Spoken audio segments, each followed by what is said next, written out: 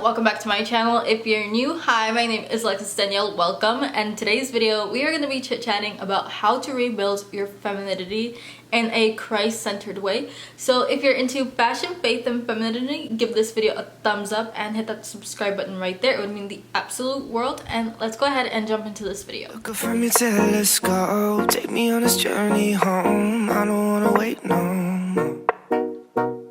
Alright ladies, so in this rebuilding process of your femininity, this video we are gonna get a little personal, and it is time for me to kind of let you in a little bit on my testimony and been able to rebuild my femininity because I was sexually abused from the ages of 15 to closer to 19, 20.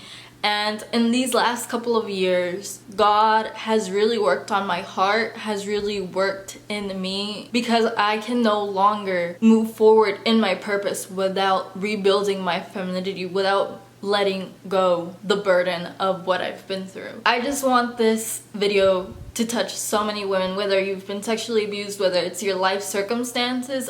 I want to tell you that you are capable of rebuilding your femininity. My first tip is to rest in Jesus. As I mentioned previously, that life circumstances weigh on us, but we have to learn how to rest in Jesus, whether that is giving it up to Him ultimately. I had to give the burden, the weight on my shoulders of the sexual abuse to Jesus, because I could no longer be the person that He called me to be without laying that at His feet. And nothing is impossible for the King of Kings. He brings dead bones to life. And this is way harder than it sounds. Through Christ, anything can happen. It came a point with the sexual abuse and with my life circumstances at some point where I could no longer function. I had to seek therapy. I had to seek community. I had to seek the face of the Lord, because truly life circumstances can hinder your femininity, but you can only flourish in that if you say, Lord, it's said and done and I can no longer bear this weight. This is for you, because that's what ultimately God wants us to do.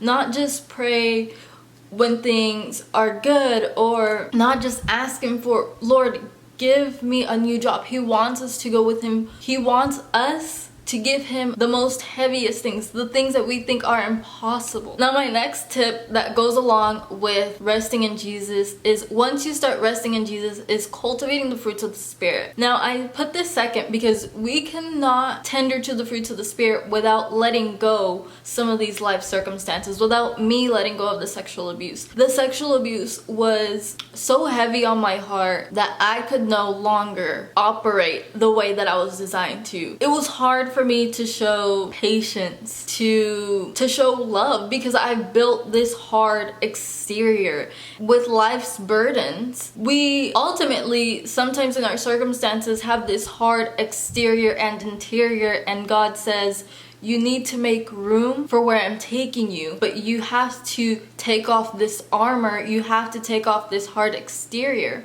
And once you're able to take off this hard exterior and lay everything at God's feet, you are able to blossom in your purpose. You're able to blossom in the fruits of the Spirit and to become the feminine woman that God has called you to be. Now, when cultivating the fruits of the Spirit, it is more of an internal thing. It is a heart check. Because truly, from speaking from my own experience from the sexual abuse, I had so much hurt and my heart was beginning to harden.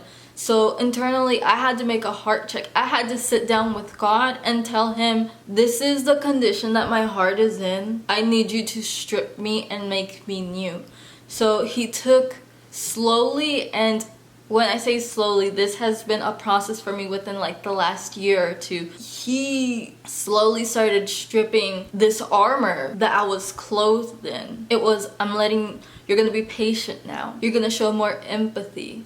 I'm gonna need you to be more vulnerable, because that's what I need you to be in your purpose. That is where I'm calling you to be. Now, and my third tip is to remember that you are wonderful and you are made in the image of God. Because so much in the femininity movement, it's you need to look like this, you need to have this body type, you need to have your hair done all the time, you need to have your nails done, when in reality those are materialistic things. ultimately, femininity comes in from your heart. Femininity is something that you walk, that you have this poise about you. And so many times, no one wants to talk about character of being a feminine woman or rebuilding your femininity. Again, with society telling us this is what it is to be feminine, this is what it is to be feminine, to look like Lori Harvey, to have a high value man. And that is just materialistic things. There's so much more to being a godly woman. There's so much more to being a woman who is able to breathe, a woman who is able to carry life. There's so much more than your makeup and your hair, to know that you are created in the image of God. That we need to love ourselves, that we need to say, I am beautiful, I am created by the King of Kings, I am created by the one and only. I am wonderful, I am beautiful, I am loved by the one person that matters the most. But this is going to take time because society gives us a different narrative, what it is to be feminine, what it is to be a woman of God, what it is to be. There's so much more to being a feminine woman. There's so much more. There's so much more than what your life circumstances are telling you that you are. When I went through my sexual abuse, it took me such a long time to be able to be okay with my body, to want to wear sweats all the time, to want to hide what God created, to be able to look at myself and not feel disgusted. It took so much work to be able to stand in front of the mirror and say, this is who I am. I am created in the image of God, and not my circumstances, not what society tells me is going to distort that image. The world, our circumstances are not going to destroy what God created. My sexual abuse is not going to define me. My sexual abuse is not going to keep me trapped and feeling less than. Growing up without a father is not gonna make me less than, because I have a heavenly father that exceeds every expectation. So ladies, we are at the end of the video. I hope you guys enjoy this video, and if this video blessed you, share this video, and don't forget to check out the link down below. I actually came up with a little worksheet for you guys to take inventory of your own heart and to take inventory of your own femininity and give it to God. It will be linked down below if you guys want to check that out. Give this video a thumbs up, and again, I love you guys, each and every one of you guys, and I will see you guys next time. Bye.